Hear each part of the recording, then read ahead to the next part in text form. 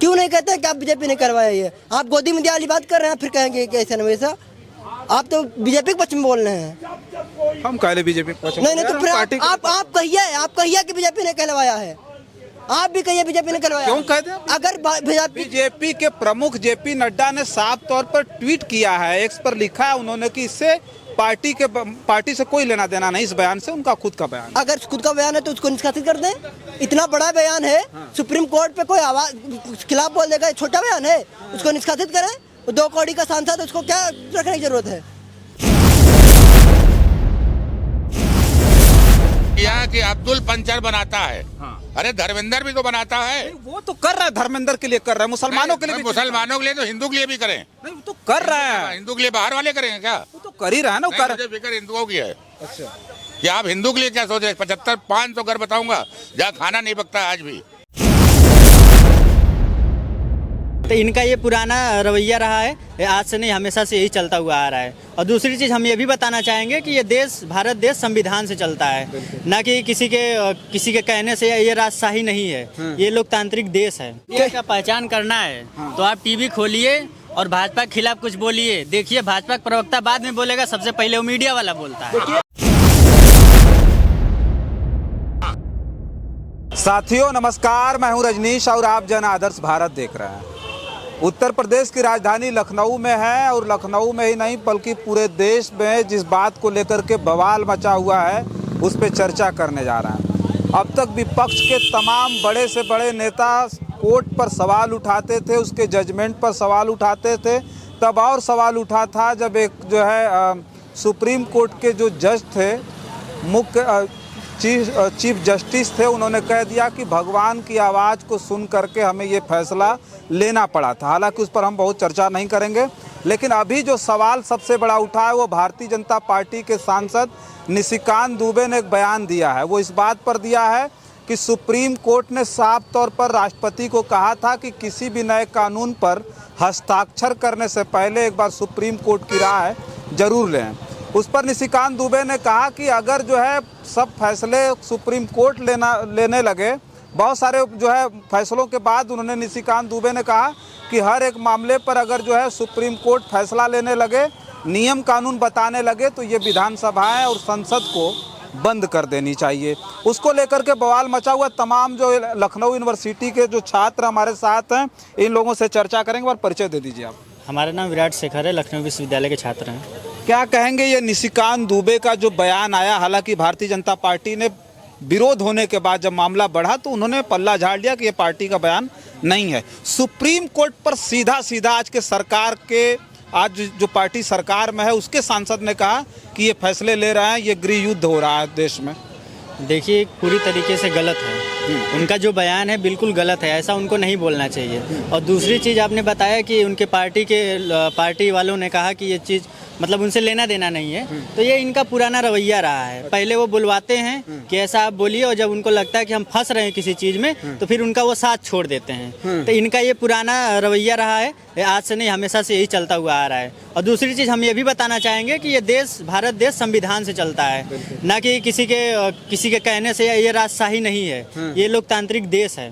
तो हमेशा आप जिस भारतीय संविधान के अनुच्छेद से फैसले होते हैं, इस देश के फैसले होते हैं सुप्रीम कोर्ट में, चाहे किसी भी कोर्ट में जाएं, तो आप उस संविधान के जरिए ही कोई भी फैसला लिया जाता है तो होता है। तो कहीं ना कहीं अगर कोई भी चीज़ें फंस रही हैं, कोई कानून अगर नहीं पारित हो रहा है या फिर उससे लोग नाराज़ हो रहे हैं, तो उसको कहीं ना कहीं अगर उसका फैसला लेना है तो कोर्ट में ही जा करके वहीं से फैसला उसका आएगा। तो संसद से कोई उसका लेना देना नहीं हो सकता है, क्योंकि संसद में चुनाव करके ही लोग जाते हैं, वो भी संवैधानिक तरीके से ही जाते हैं। तो संविधान का सीधा सीधा हमारा जो जुड़ाव है वो कोर्ट से है, तो सुप्रीम कोर्ट और तमाम तरह की कोर्टों से है, तो वहीं से उनका फैसला आना चाहिए। और इस तरीके की बयानबाजी बीजेपी की पुरानी आदत है, ये कुछ करते नहीं है, सिर्फ बयानबाजी करना ही इनके फितरत में शामिल है। तो ये बिल्कुल गलत है।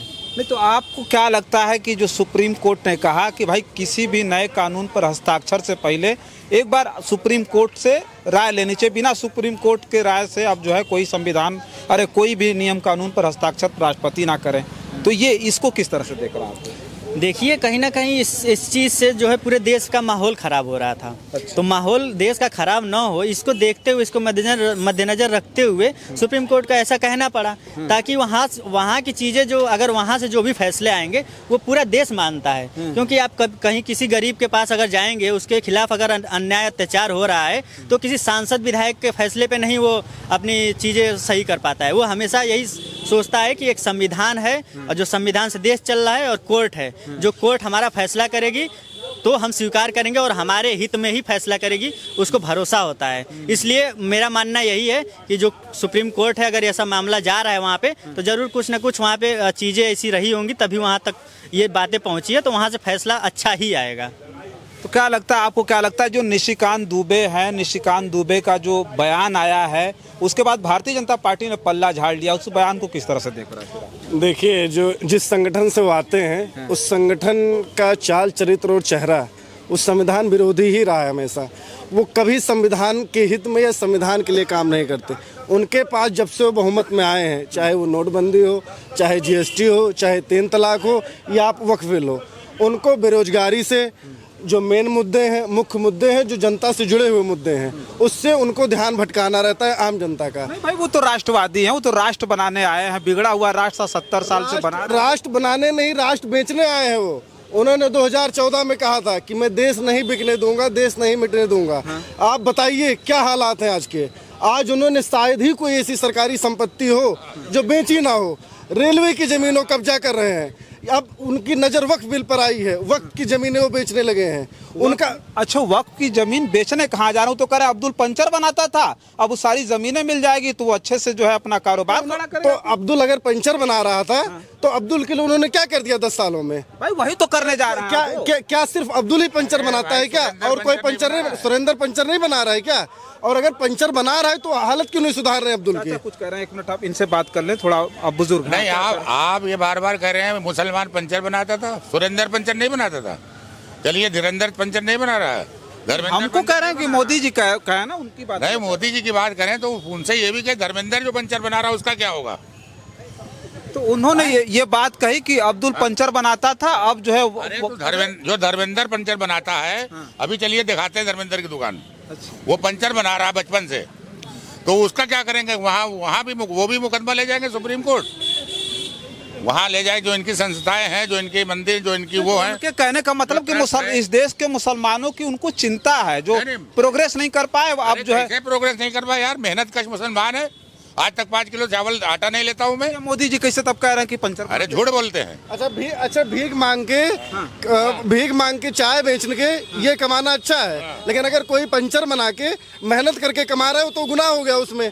भाई ये खुद पूरी दुनिया में आज भी कहते हैं कि हमने चाय बेची, हम भीख मांग के, हम यहाँ भिक्षा लेकर काम करते थे, अपना पेट पालन पोषण करते थे। लेकिन अगर कोई पंचर बना के काम, चोरी नहीं कर रहा है, बेईमानी नहीं कर रहा है, तो उसमें बुराई नहीं है। उन्होंने बुरा नहीं कहा, कमेंट किया कि अब्दुल पंचर बनाता है।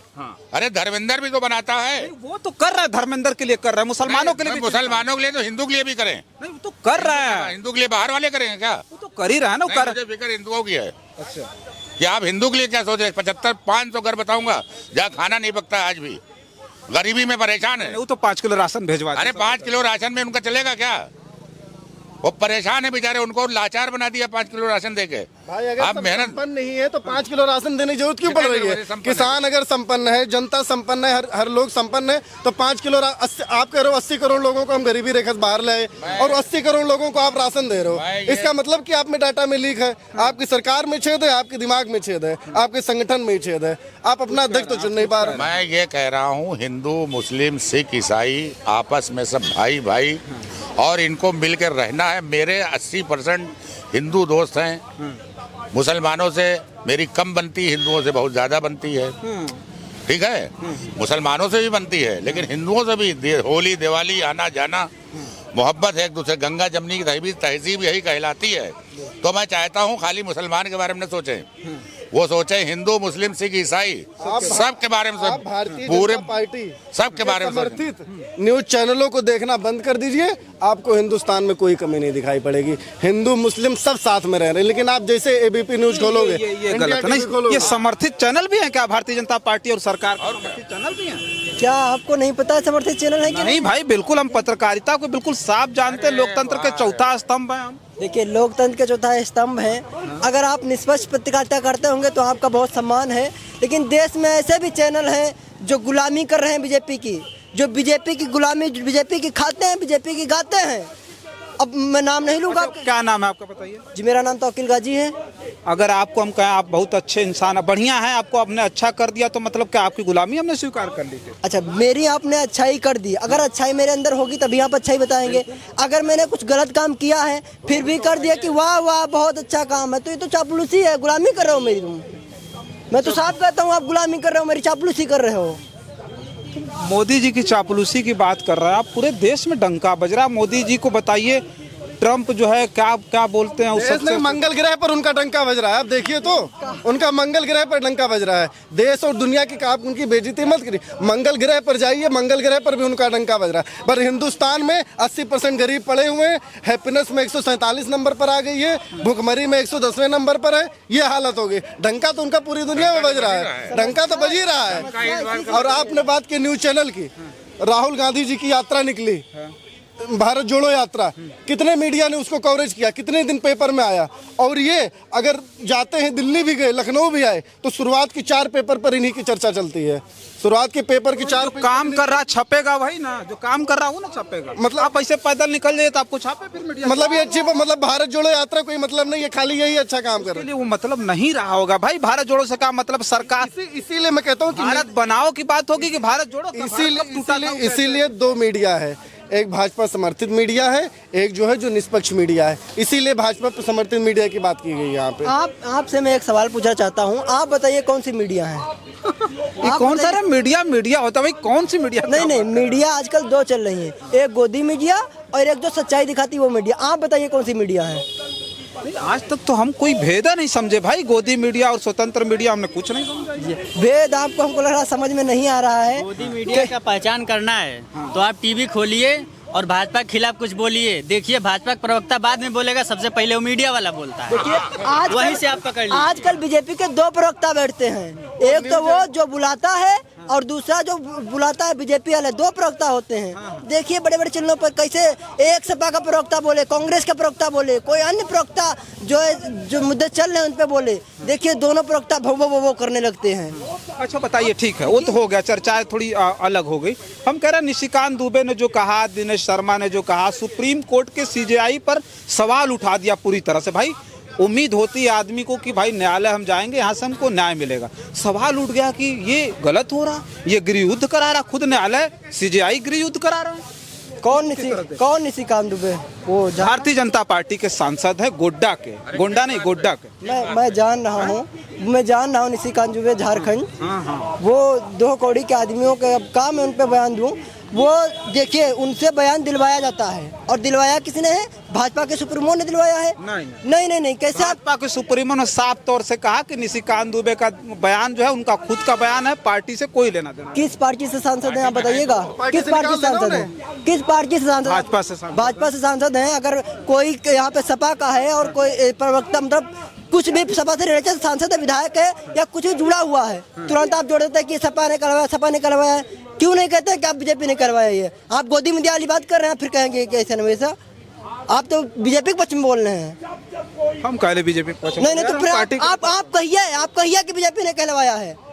आप भी कहिए बीजेपी ने करवाया। क्यों कहते हैं? अगर बीजेपी के प्रमुख जेपी नड्डा ने साफ तौर पर ट्वीट किया है, एक्स पर लिखा है उन्होंने कि इससे पार्टी से कोई लेना देना नहीं, इस बयान से उनका खुद का बयान। अगर खुद का बयान है तो उसको निष्कासित कर दें।